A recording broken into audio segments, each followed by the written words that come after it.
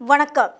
புதுவை மற்றும் அதனை சுற்றியுள்ள பகுதிகளில் நடைபெற்ற பல்வேறு நிகழ்வுகளை விரிவாக காண்பதற்கு முன்பு தலைப்புச் செய்திகளை காண்போம்.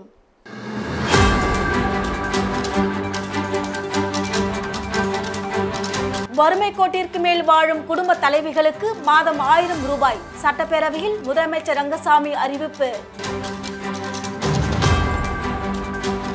சட்டப்பேரவை நடக்கும்போது பேரவைக்கு அதிகாரிகள் வராததால் அதிருப்தி. பேரவைக்கு வராத அதிகாரிகளிடம் விளக்கம் கேட்கப்படும் என சபாநாயகர் செல்வம் எச்சரிக்கை.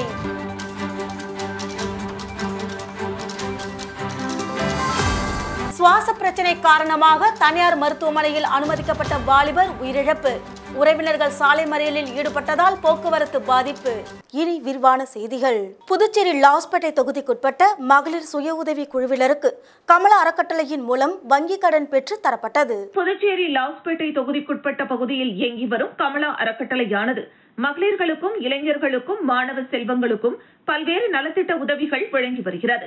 இதில் மாணவர்களுக்கு தட்டச்சு பயிற்சி மற்றும் கணினி பயிற்சி அளித்தல், மகளிர்களுக்கு தையல் பயிற்சி அளித்தல், இளைஞர்களுக்கு வேலைவாய்ப்பு ஏற்படுத்தி தருதல், மேலும் லாஸ்பேட்டை தொகுதிக்குட்பட்ட பொதுமக்களுக்கு சுப நிகழ்ச்சிகளுக்கும் துக்க நிகழ்ச்சிகளுக்கும் தேவையான பொருட்கள் வழங்குதல் என பல்வேறு சேவைகளை செய்து வருகிறது கமலா அறக்கட்டளை.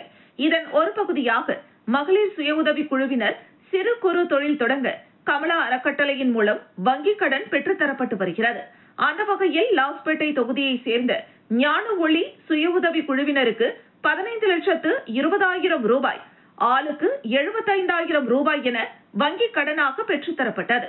இதனை தொகுதியின் சட்டமன்ற உறுப்பினரும் காங்கிரஸ் சட்டமன்ற கட்சி தலைவரும் கமலா அறக்கட்டளை நிறுவனருமான வைத்தியநாதன் மகளிர் சுய உதவி குழுவினர்களுக்கு பகிர்ந்து அளித்தார்.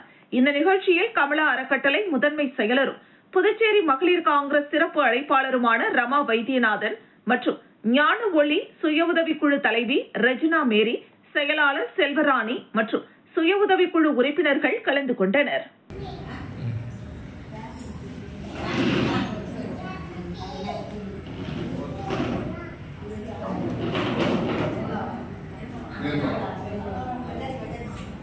இங்க பாருங்க,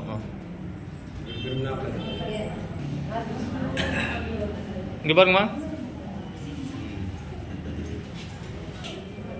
இங்க பாருங்க.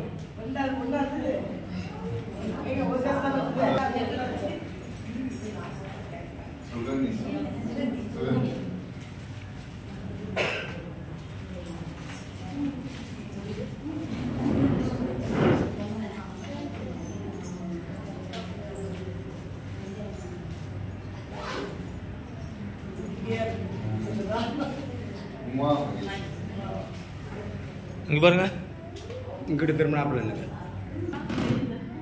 எல்லாருமே எடுத்து. புதுச்சேரியில் சட்டப்பேரவை கூட்டத்தொடர் நடக்கும் நாட்களில் அதிகாரிகள் சபைக்கு கட்டாயம் வருகை தர வேண்டும் என சபாநாயகர் உத்தரவிட்டிருந்த நிலையில் அதிகாரிகள் வருகை குறித்து சபாநாயகர் செல்வம் திடீர் ஆய்வு மேற்கொண்டார். புதுச்சேரி பட்ஜெட் கூட்டத்தொடர் கடந்த 10ஆம் தேதி ஆளுநர் உரையுடன் தொடங்கியது. தொடர்ந்து 12ஆம் தேதி 2025-2026 ஆண்டிற்கான பட்ஜெட்டை முதலமைச்சர் ரங்கசாமி தாக்கல் செய்த நிலையில் அதனைத் தொடர்ந்து பட்ஜெட் மீதான விவாதம், உறுப்பினர்களின் கேள்வி பதில்கள் உள்ளிட்டவைகள் நடைபெற்று வருகின்றன. இதனிடையே கூட்டத்தொடரின் போது உறுப்பினர்கள் கேள்வி விளக்கம் அளிக்கும் வகையில் அனைத்து துறை செயலர்கள், இயக்குனர், அதிகாரிகள் கட்டாயம் சபை நடக்கும் நாட்களில் பேரவைக்கு வர வேண்டும் என சபாநாயகர் செல்வம் உத்தரவிட்டிருந்தார்.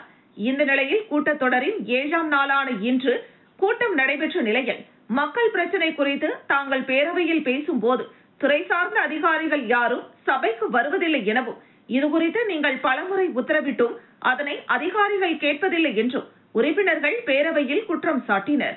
இதனையடுத்து சபாநாயகர் செல்வம் அதிரடியாக சட்டசபையில் உள்ள அரசு அதிகாரிகளுக்கான அறைக்கு நேரில் சென்று அதிகாரிகள் வருகை குறித்து நேரில் ஆய்வு செய்தார்.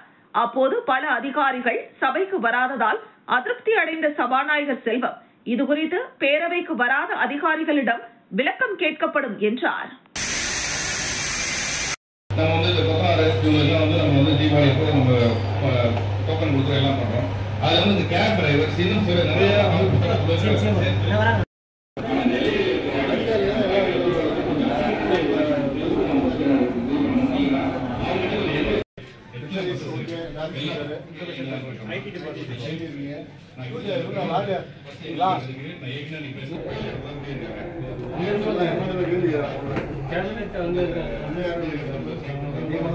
புதுச்சேரியில் ஷூ வாங்க கூகுள் பேவில் லஞ்சம் வாங்கிய புகார் தொடர்பாக பணியிடை நீக்கம் செய்யப்பட்டுள்ள ஏஎஸ்ஐ மீது இரு பிரிவுகளில் வழக்கு பதிவு செய்யப்பட்டுள்ளது. புதுச்சேரி கொம்பாக்கம் கமலம் நகரை சார்ந்தவர் பாபு.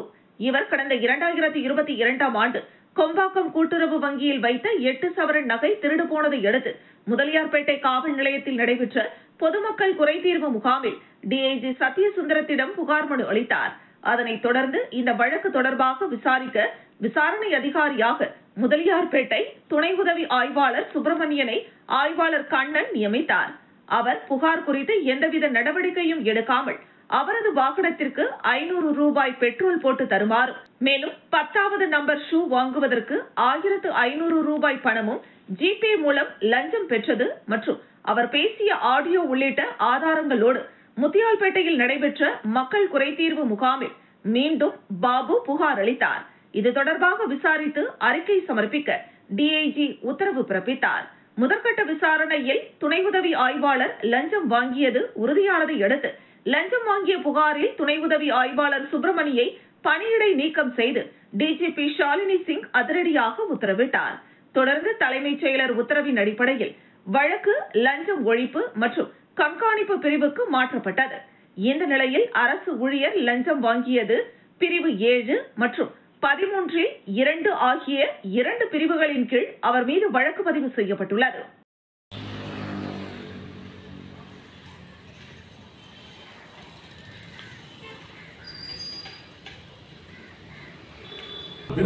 ஜிபே சார் பப்ளிக் எல்லாம், அதாவது இன்னைக்கு வந்து எஸ்பி வந்துருக்கிறார் சார். இன்னொரு கேஸ்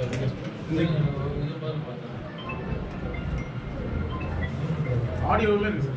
புதுச்சேரியில் இளைஞர் ஒருவர் சளி மற்றும் சுவாச பிரச்சினை காரணமாக தனியார் மருத்துவமனையில் அனுமதிக்கப்பட்ட நிலையில் உயிரிழந்தார். அவரது உயிரிழப்பிற்கு தனியார் மருத்துவமனையே காரணம் என கூறி அவரது உறவினர்கள் சாலை மறியல் போராட்டத்தில் ஈடுபட்டனர். புதுச்சேரி பனித்திட்டு மீனவ கிராமத்தை சேர்ந்தவர் மாணிக்கம் என்பவரின் மகன் 26 வயதான மதினேஷ்.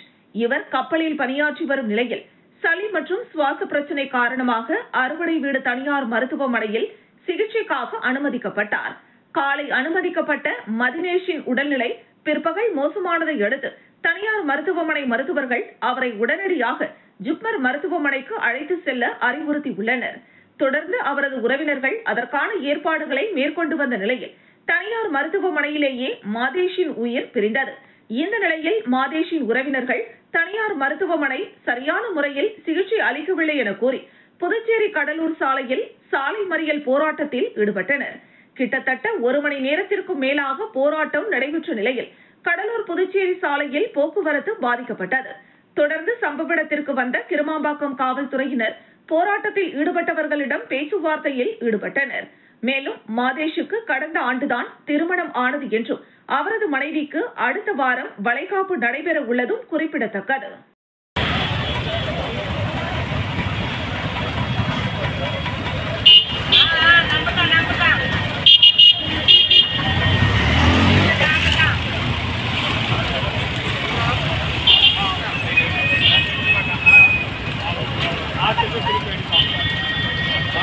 வெயிலின் தாக்கத்தால் வெப்பவாதம் ஏற்பட வாய்ப்பு, சுகாதாரத்துறை எச்சரிக்கை. புதுச்சேரி மாநிலத்தில் தற்பொழுது கோடை வெயில் அதிகரித்து வருகிறது.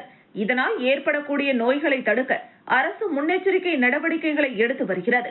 இந்த நிலையில் சுகாதாரத்துறை இயக்குநர் வெளியிட்டுள்ள செய்திக்குறிப்பில் வெயிலின் தாக்கத்தால் தோல், கண்கள், செரிமான மண்டல தொந்தரவு, அம்மை நோய்கள், கோடை காலத்தில் நிலவும் சளி, இருமல் மற்றும் அதிக வெப்பநிலை காரணமாக வரக்கூடிய வெப்பவாதம் போன்றவை தாக்க அதிக வாய்ப்புள்ளது.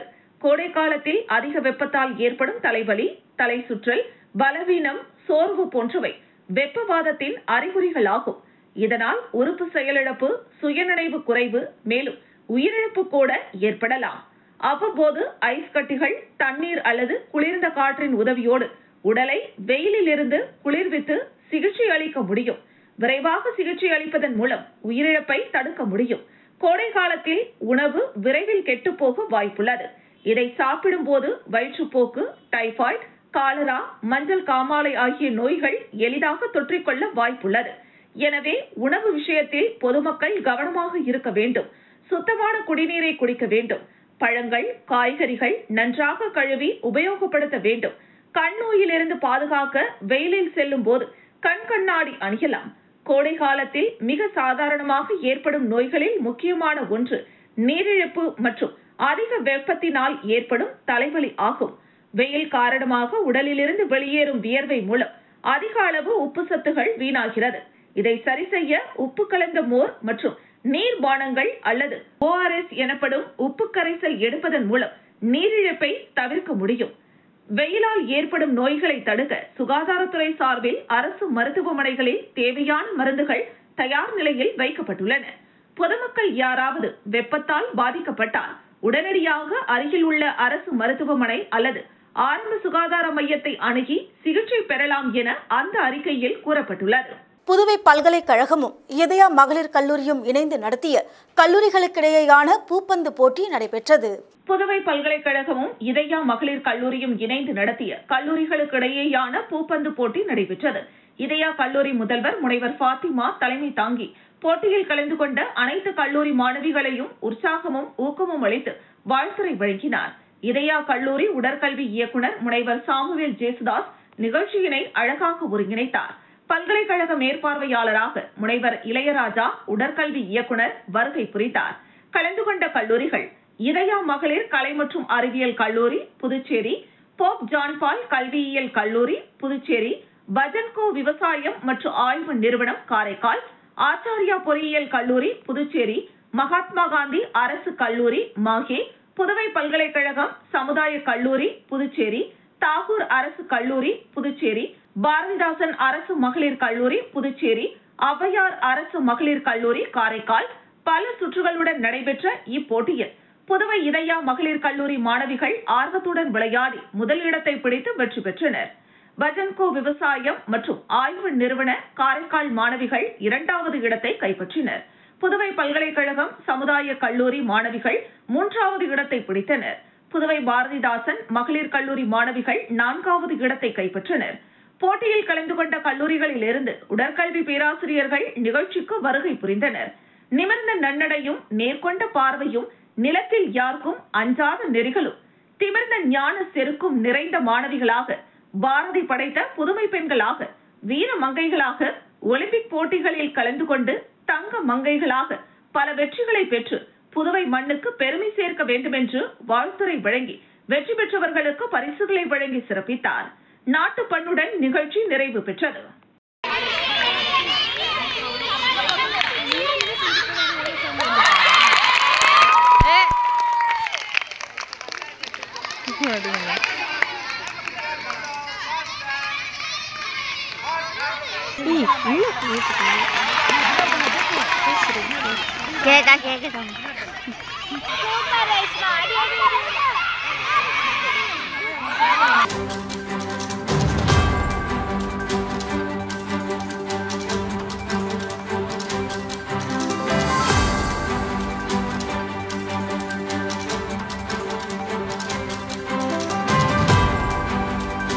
வறுமை கோட்டிற்கு மேல் வாழும் குடும்ப தலைவிக்கு மாத உதவித்தொகை மாதம் 1000 ரூபாய் வழங்கப்படும். சட்டப்பேரவையில் முதலமைச்சர் ரங்கசாமி அறிவிப்பு. புதுச்சேரியில் மகளிர் மற்றும் குழந்தைகள் மேம்பாட்டுத்துறை சார்பில் குடும்ப தலைவிக்கு தலா 1000 ரூபாய் வழங்கி வருகிறது. இந்த தொகையை 2500 ரூபாயாக உயர்த்தி பட்ஜெட்டில் முதலமைச்சர் ரங்கசாமி அறிவித்தார். புதுச்சேரியில் 21 வயது பூர்த்தியடைந்து 55 வயது மிகாமல் இருக்கும் அரசின் எவ்விதமான மாதாந்திர உதவித்தொகையும் பெறாத வறுமை கோட்டிற்கு கீழ் வாழும் அனைத்து குடும்ப தலைவிகளுக்கும் மாதந்தோறும் 1000 ரூபாய் வழங்கப்படுகிறது. இந்த நிதி 2500 ரூபாயாக உயர்த்தி முதலமைச்சர் அறிவித்துள்ளார். இதற்கு 786.56 கோடி ரூபாய் ஒதுக்கீடு செய்யப்பட்டது.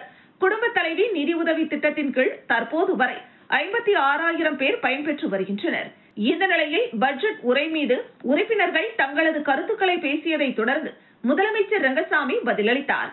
அப்போது அவர் சிறப்பு பொருளாதார மண்டலத்திற்கான சேதராப்பட்டு நிலத்தில் தொழிற்பேட்டை விரைவில் அமையும் என்றும் சிவப்பு அட்டை வைத்துள்ள குடும்ப தலைவிக்கு மாத உதவித்தொகை 1000 ரூபாயிலிருந்து 2500 ரூபாய் வழங்கப்படுகிறது. மஞ்சள் அட்டை வைத்துள்ள வறுமை கோட்டிற்கு மேல் வாழும் குடும்ப தலைவிகளுக்கும் மாத உதவித்தொகை வழங்க உறுப்பினர்கள் கோரியதை தொடர்ந்து அவர்களுக்கும் மாதம் 1000 ரூபாய் வழங்கப்படும் என முதலமைச்சர் ரங்கசாமி அறிவித்தார். ரேஷன் கடை தச்சமே இல்லாத இடத்துல அரிசி அவங்க போய் வெளியே சென்று கொடுக்கப்படும். இந்த 2500 ரூபா சாத்தியம் இல்லைன்னு சொல்லிட்டு எதிர்கட்சிகள் சொல்றாங்க. கொடுக்க முடியாது. 2500 ரூபா கொடுக்க முடியாது. தேர்தல் இதெல்லாம் தேர்தலுக்கான அறிவிப்புகள் தான் அப்படின்றது. சட்டமன்றத்தில் சொல்லியிருக்கேன். எல்லா அரசு கட்சியும் தேர்தல் தேர்தல் சொல்லுவாங்க. அது எதிர்கட்சி சார்ந்த மகிழ்ச்சியாக இருக்காங்க, ஆளுங்கட்சி சார்ந்த மகிழ்ச்சியாக இருக்காங்க. பட்ஜெட் மகிழ்ச்சியான ஒரு பட்ஜெட்னா அதான். இந்த நியாய விலைக் கடையில் அரிசி தவிர்த்து வேறு ஏதாச்சும் இப்போ கோதுமை கொடுப்போம். தமிழ்நாட்டில் கொடுக்காது என்ன? புதுச்சேரி மாசிமகம் வரவேற்பு குழு சார்பில் 36ஆம் ஆண்டு தீவனூர் பொய்யாமொழி விநாயகர் வழி அனுப்பும் விழா வெகு விமர்சையாக நடைபெற்றது. புதுச்சேரியில் மாசிமகம் வரவேற்பு குழு சார்பில் 36வது ஆண்டு மாசிமக வரவேற்பு விழா சாரம் பகுதியில் நடைபெற்றது. இதில் தீவனூர் சுயம்பு பொய்யாமொழி விநாயகர் சாரத்தில் அமைந்துள்ள சிட்டிபுத்தி விநாயகர் ஆலயத்தில் தங்கி பக்த கோடிகளுக்கு அருள் பாலித்தார். தொடர்ந்து 108 சங்காபிஷேகம் நடைபெற்று சுவாமிக்கு மகா தீபாராதனை காண்பிக்கப்பட்டது. அதனைத் தொடர்ந்து இரவு 8 மணிக்கு மின் அலங்காரத்தில் சுவாமி வீதி உலா நடைபெற்று காலை அபிஷேக ஆராதனைகள் செய்யப்பட்டு சிறப்பு பூஜைகள் நடத்தப்பட்டு சுவாமிக்கு வழி அனுப்பும் விழா வெகு விமரிசையாக நடைபெற்றது. இதில் திரளான பக்தர்கள் கலந்து கொண்டு சுவாமி தரிசனம் செய்தனர். விழாவிற்கான ஏற்பாடுகளை மாசிமகம் வரவேற்பு குழு தலைவர் ரவி, பொருளாளர் பாஸ்கரன், துணைத் தலைவர் ரவி, துணை செயலாளர்கள் சதாசிவம், முருகன், வேலவன், ரவி என்கிற ராஜாராமன், செயற்குழு உறுப்பினர்கள் சிவராமன், பன்னீர்செல்வம் மற்றும் விழா குழுவினர், ஊர் பொதுமக்கள், இளைஞர்கள் செய்திருந்தனர். இவ்விழாவில் தீவனூர் பொய்யாமொழி விநாயகர் திருக்கோவிலின் பரம்பரை அறங்காவலர் மணிகண்டன், காமராஜர் நகர் சட்டமன்ற தொகுதி பொறுப்பாளரும் அகில இந்திய காங்கிரஸ் கமிட்டி ஒருங்கிணைப்பாளருமான தேவதாஸ், அதிமுக மாநில இணை செயலாளர் கணேசன், காமராஜர் நகர் தொகுதி என்ஆர் காங்கிரஸ் தலைவர் குமார் என்கிற தணிகைவேல், ஸ்கைசட் ரவி, சிவா கிராபிக்ஸ் உரிமையாளர் முத்துக்குமரன், டெக்கான் பில்டர்ஸ் உரிமையாளர் வைத்தீஸ்வரன், முருகன் ரேடியேட்டர்ஸ் உரிமையாளர் மாயன் மற்றும் புதுச்சேரி காரைக்கால் துளுவ வேளாளர் நலசங்கத்தின் தலைவர் மோகன்ராஜ், கதிர்வேலன் பிளாஸ்டிக் உரிமையாளர் அருள் செல்வம், வழக்கறிஞர் பாலமுருகன் உள்ளிட்ட பலர் கலந்து கொண்டு சுவாமி தரிசனம் செய்தனர்.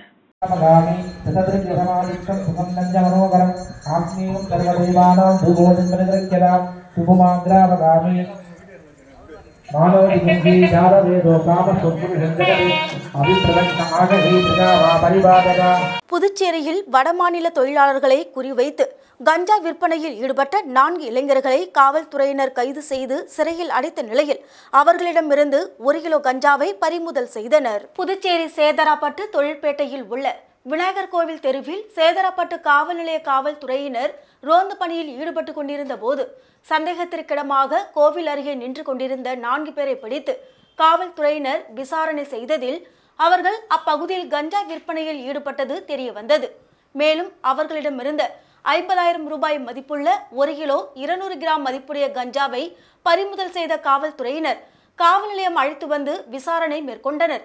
அதில் விழுப்புரம் மாவட்டம் பள்ளி நெல்லியனூர் பகுதியை சேர்ந்த ராஜ்குமார் என்கின்ற கபாலி, ராகதேவன் என்கின்ற தேவா, ஜெயகாந்த் மற்றும் வானூர் கூனிமேடு பகுதியை சார்ந்த சந்துரு என தெரிய வந்தது. மேலும் இவர்கள் ஆந்திர மாநிலம் ராஜமுந்திரி நரசிப்பட்டினத்தில் கஞ்சாவை வாங்கி வந்து புதுச்சேரி சேதராப்பட்டு தொழிற்பேட்டையில் வேலை செய்யும் வடமாநில தொழிலாளர்கள் மற்றும் புதுச்சேரி ஒட்டிய தமிழக பகுதியில் கஞ்சா விற்பனை செய்ததும் தெரிய வந்ததை அடுத்து காவல்துறையினர் 4 பேரையும் நீதிமன்றத்தில் ஆஜர்படுத்தி காலாப்பட்டு மத்திய சிறையில் அடைத்தனர். புதுச்சேரி துத்திப்பட்டு பகுதியில் நின்று கொண்டிருந்த லாரி மீது இருசக்கர வாகனம் மோதி 3 பேர் பலியான விபத்தில் FIR நகலுக்கு 1 லட்சம் ரூபாய் கேட்ட போக்குவரத்து காவல்துறை SI சஸ்பெண்ட் செய்து DGP உத்தரவை பிறப்பித்துள்ளதாக தகவல் வெளியாகியுள்ளது. விழுப்புரம் மாவட்டம் ஆரோவில் அருகே உள்ள குயிலாப்பாளையம் பகுதியை சேர்ந்தவர் சரண்ராஜ். இவர் தனது நண்பர் குணசேகரன், கடப்பேரிக்குப்பத்தை சேர்ந்த செந்தில் ஆகியோருடன் கடந்த மாதம் 12ஆம் தேதி துத்திப்பட்டு அருகே இருசக்கர வாகனத்தில் சென்றபோது சாலையில் நிறுத்தியிருந்த லாரி மீது மோதி இதில் தூக்கி வீசப்பட்ட அவர்கள் 3 பேரும் சம்பவ இடத்திலேயே ரத்த வெள்ளத்தில் உயிரிழந்தனர். இந்த சம்பவம் குறித்து வில்லியனூர் போக்குவரத்து காவல்துறையினர் வழக்கு பதிவு செய்து விசாரித்து வந்தனர். இதற்கிடையே விபத்தில் உயிரிழந்த கடப்பேரிக்குப்பத்தை சேர்ந்த செந்தில் என்பவரின் சகோதரர் முத்து FIR நகலை வில்லியனூர் போக்குவரத்து காவல்துறையினரிடம் கேட்டுள்ளார். அப்போது போக்குவரத்து சப் இன்ஸ்பெக்டர் பாஸ்கர் 1 லட்சம் ரூபாய் கேட்டதாக கூறப்படுகிறது. இது குறித்த வீடியோ ஆதாரத்துடன் முத்து புதுச்சேரி காவல் டிஜிபி அலுவலகத்தில் புகார் அளித்தார். அதன் பேரில் டிஜிபி ஷாலினி சிங் விழுந்து போக்குவரத்து காவல் சப் இன்ஸ்பெக்டர் பாஸ்கரை புதுவை ஆயுதப்படைக்கு இடமாற்றம் செய்ய உத்தரவிட்டார். இந்த நிலையில் ஆயுதப்படைக்கு இடமாற்றம் செய்யப்பட்ட பாஸ்கரை சஸ்பெண்ட் செய்ய டிஜிபி உத்தரவு பிறப்பித்துள்ளதாக தகவல் வெளியாகி உள்ளது.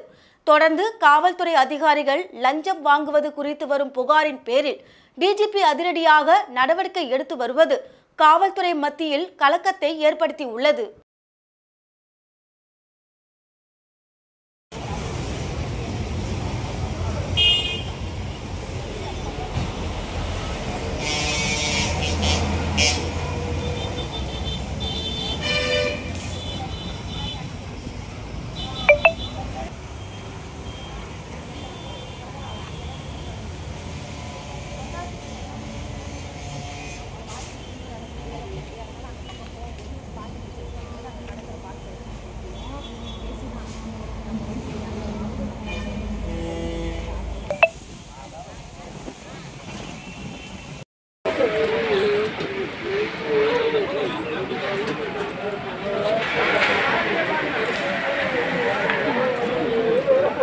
மாணவ மாணவிகளால் சுத்தம் செய்யப்பட்ட 100 ஆண்டு பழமை வாய்ந்த ஆலயம். காரைக்கால் அடுத்த லிங்கதடி பசுபதீஸ்வரர் ஆலயத்தில் பள்ளி மாணவ மாணவிகள் உழவார பணியில் ஈடுபட்டனர். புதுச்சேரி மாநிலம் காரைக்கால் அடுத்த திருநள்ளாறு லிங்கதடியில் அருள்மிகு பெரியநாயகி உடனுரை ஸ்ரீ பசுபதீஸ்வரர் ஆலயம் சுமார் 100 ஆண்டுகள் பழமை வாய்ந்த ஆலயம்.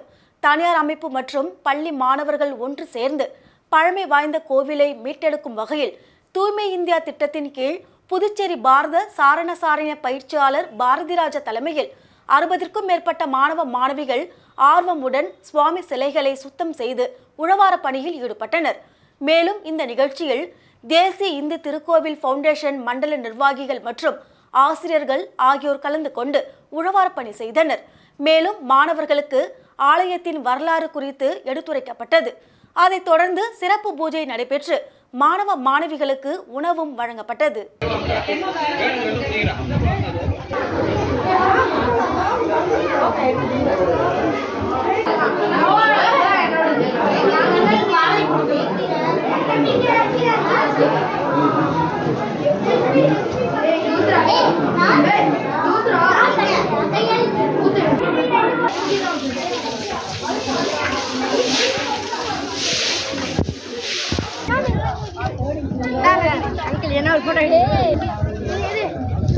இரண்டாவது இடம் பண்றோம். எங்களுக்கு ரொம்ப சிறப்பா இருக்கு. அதுவும் சின்ன பசங்கலாம் வந்து செய்யறது வந்து ரொம்ப பெரிய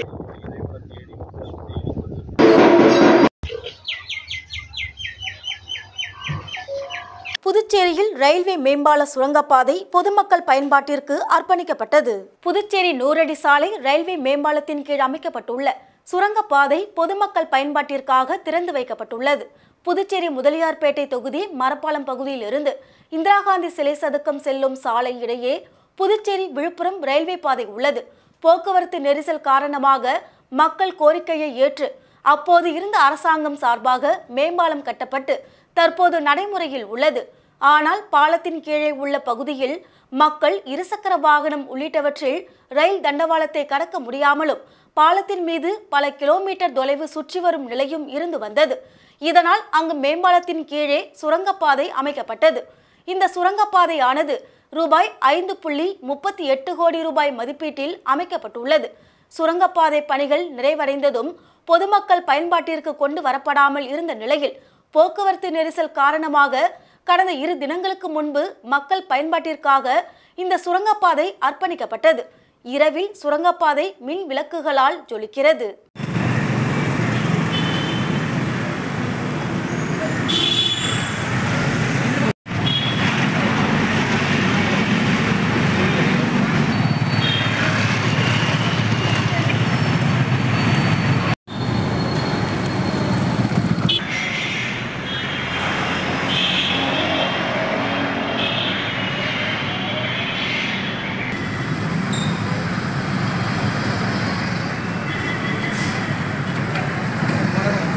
புதுச்சேரியில் ஸ்மார்ட் சிட்டி திட்டத்தின் கீழ் புனரமைக்கப்பட்டு திறக்கப்படாமல் உள்ள புதிய பேருந்து நிலையத்தை திறக்க கோரி அதிமுகவினர் பேருந்து நிலைய வாயிலில் ஆர்ப்பாட்டத்தில் ஈடுபட்டனர். புதுச்சேரி மறைமலையடிகள் சாலையில் புதிய பேருந்து நிலையம் இயங்கி வந்தது. இதனை ஸ்மார்ட் சிட்டி திட்டத்தின் கீழ் 33 கோடி ரூபாயில் புனரமைக்கும் பணி கடந்த ஆண்டு துவங்கப்பட்டு நவம்பர் மாதம் பணிகள் முழுமையாக முடிவடைந்தன. இதனையடுத்து புனரமைக்கப்பட்ட பேருந்து நிலையத்தில் உள்ள கடைகளை வியாபாரிகளுக்கு ஒதுக்குவதில் எழுந்த பிரச்சினை காரணமாக பணிகள் முடிந்தும் கடந்த 3 மாதமாக பேருந்து நிலையம் திறக்கப்படவில்லை. மேலும் இங்கு இயங்கி வந்த பேருந்து நிலையம் புதுச்சேரி கடலூர் சாலையில் உள்ள AFT மைதானத்திற்கு தற்காலிகமாக மாற்றப்பட்டது. ஆனால் அங்கு பயணிகளுக்கான அடிப்படை வசதிகள் இல்லாததால் உடனே புதிய பேருந்து நிலையத்தை திறக்க வேண்டும் என கோரிக்கை எழுந்த நிலையில் பணிகள் முடிக்கப்பட்ட புதிய பேருந்து நிலையத்தை உடனே திறக்க வலியுறுத்தி அதிமுக சார்பில் பேருந்து நிலைய வாயிலில் கண்டன ஆர்ப்பாட்டம் நடைபெற்றது. மாநில செயலாளர் அன்பழகன் தலைமையில் நடைபெற்ற இந்த போராட்டத்தில் 200க்கும் மேற்பட்டோர் கலந்து கொண்டு பேருந்து நிலையத்தை திறக்க கோரி கோஷங்களை எழுப்பினர். இதனிடையே போராட்டத்தின் போது பேருந்து நிலையத்திற்கு பேருந்தை கொண்டு செல்ல முயன்றதால் பரபரப்பு ஏற்பட்டது.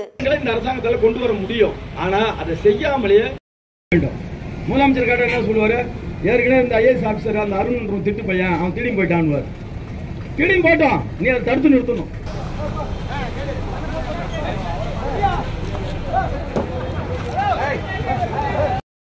நீதிமன்றம் நீதிபதி டெண்டர் விட்டு முறையா கொடுங்கன்ட்டார்.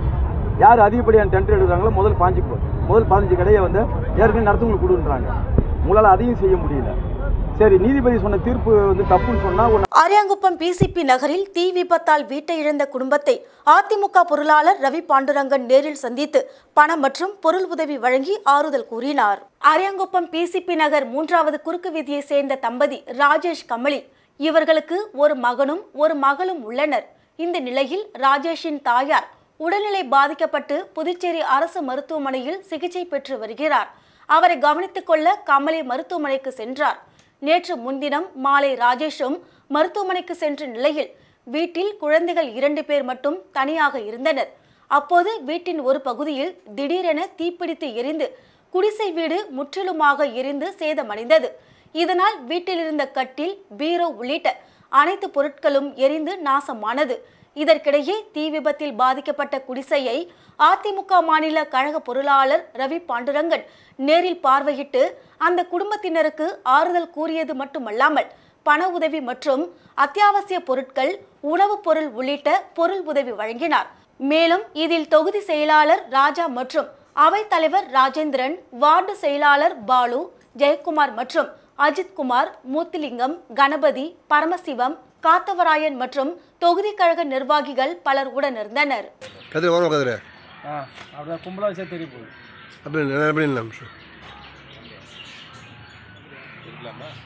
வெயிட் பண்ணுங்க. வீடியோ எல்லாருக்கும் கூட எல்லாரும் இருப்போம். நீங்க இதை கரெக்டாக பார்த்து கவர்மெண்ட் என்ன கொடுக்கலன்னா அதெல்லாம் ஒன்றும் கவலைப்படாது. சரியா? அது என்கிட்ட சொல்லிட்டாரு, என்கிட்ட காலையில் ரைட்டு பரவாயில்ல. சரி, நீங்கள் ஒன்றும் கவலைப்படாது. வில்லியனூர் பகுதியில் இயங்கி வரும் விசுத்தி யோகா நிலையம் நடத்திய மாவட்ட அளவிலான யோகா போட்டி கரையாம்புத்தூரில் நடைபெற்றது. வில்லியனூர் பகுதியில் இயங்கி வரும் விசுத்தி யோகா நிலையம் நடத்திய மாவட்ட அளவிலான யோகா போட்டி கரையாம்புத்தூரில் நடைபெற்றது. இதில் சுமார் 100க்கும் மேற்பட்ட கடலூர் மற்றும் புதுச்சேரியை சேர்ந்த மாணவர்கள் கலந்து கொண்டனர். இதில் பாகூரை சேர்ந்த ஸ்ரீ சுபிக்ஷம் யோகா மாணவர்கள் சுபிக்ஷா, கார்த்திகா ஸ்ரீ, இருதயா, தர்னிதா, நித்யஸ்ரீ, நியாஸ்ரீ ஆகியோர் கலந்து கொண்டு 2 சாம்பியன், 3 முதல் பரிசும் 1 இரண்டாம் பரிசும் மற்றும் இதில் பாகூரை சேர்ந்த ஸ்ரீ சுபிக்ஷம் யோகா மாணவர்கள் கலந்து கொண்டு 2 சாம்பியன், 3 முதல் பரிசும் 1 இரண்டாம் பரிசும் மற்றும் 3ஆம் பரிசும் வென்றனர். இந்நிகழ்ச்சியில் கோயம்புத்தூர் காமராஜ் பள்ளியின் முதல்வர் சிறப்பு விருந்தினராக கலந்து கொண்டனர்.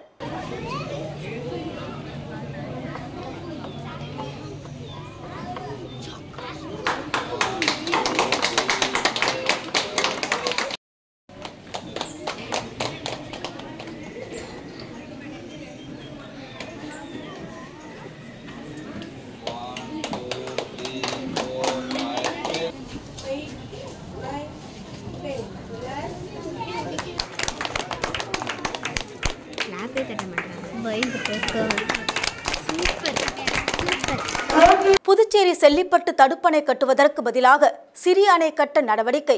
பேரவையில் பொதுப்பணித்துறை அமைச்சர் லட்சுமி நாராயணன் தகவல். புதுச்சேரியில் 20க்கும் மேற்பட்ட கிராமங்களை சேர்ந்த விவசாயிகள் மற்றும் பொதுமக்களின் குடிநீர் ஆதாரமாக விளங்கி வரும் செல்லிப்பட்டு படுகை அணை 21இல் முழுமையாக சேதமடைந்தது.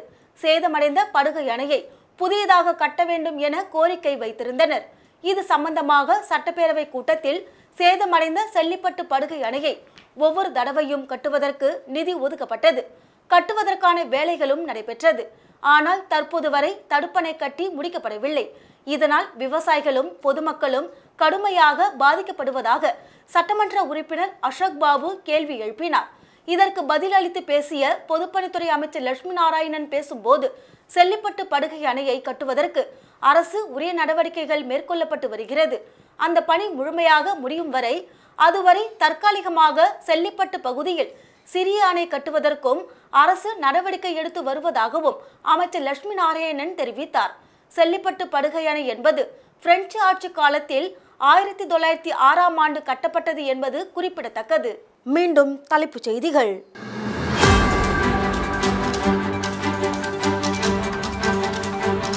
வறுமை கோட்டிற்கு மேல் வாழும் குடும்ப தலைவிகளுக்கு மாதம் 1000 ரூபாய். சட்டப்பேரவையில் முதலமைச்சர் ரங்கசாமி அறிவிப்பு. சட்டப்பேரவை நடக்கும்போது பேரவைக்கு அதிகாரிகள் வராததால் அதிருப்தி. பேரவைக்கு வராத அதிகாரிகளிடம் விளக்கம் கேட்கப்படும் என சபாநாயகர் செல்வம் எச்சரிக்கை.